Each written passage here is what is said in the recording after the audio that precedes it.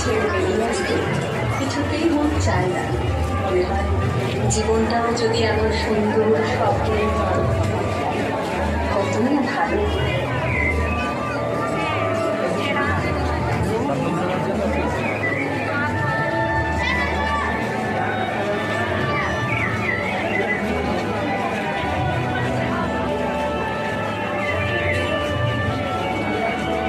শরৎকালে কাশ ছিল শিরুর সুগন্ধ নীল আকাশে ভেজা ধুলো রেখে দাঁড়িয়ে এই সবই আমাদের পুরোটা জোড়া দেয় মা আসছে।